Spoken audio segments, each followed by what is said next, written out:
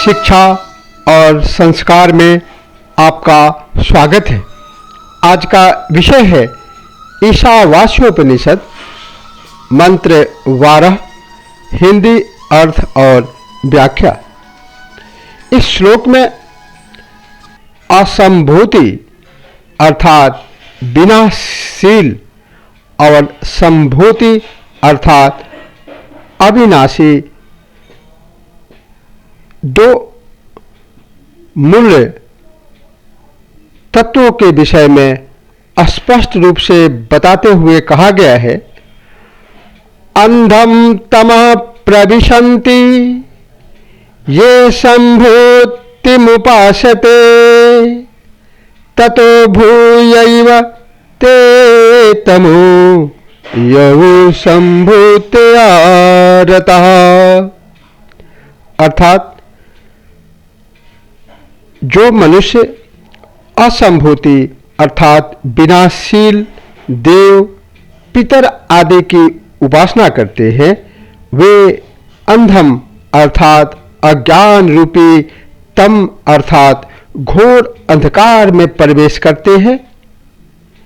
किंतु जो संभूत्याम अर्थात अविनाशी परमेश्वर में रत है, लगे हुए हैं, अर्थात उनकी उपासना तो करते हैं किंतु उनके उपासना के मिथ्या अभिमान में मदमस्त हैं, घमंड करते हैं, तो मानो वे उनसे भी ज्यादा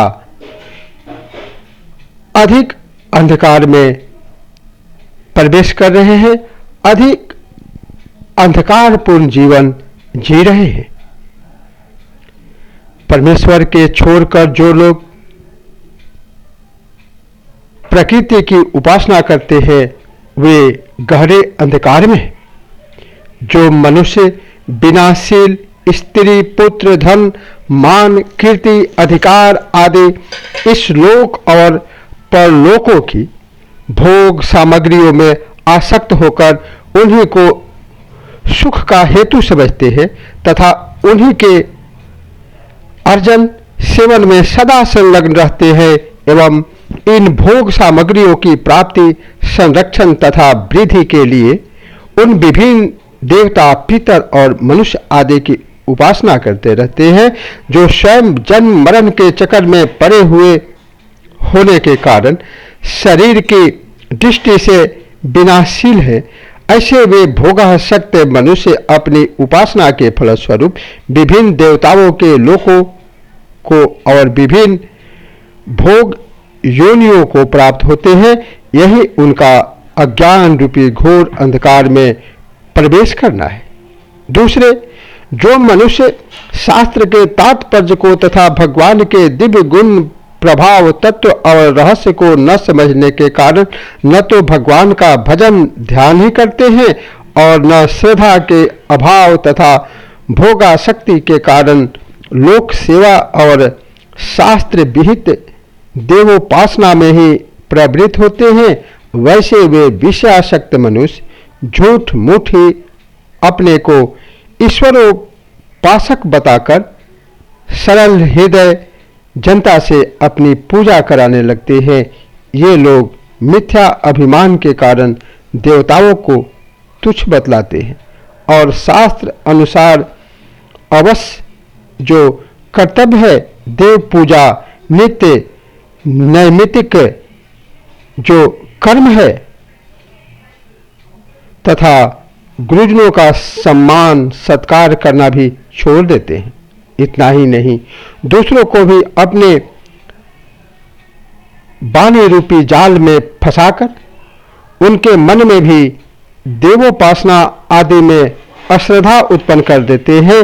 ये लोग अपने को ही ईश्वर के समकक्ष मानते हैं, मनवाते हुए मनमाने दुराचरण में प्रवृत्त हो जाते हैं।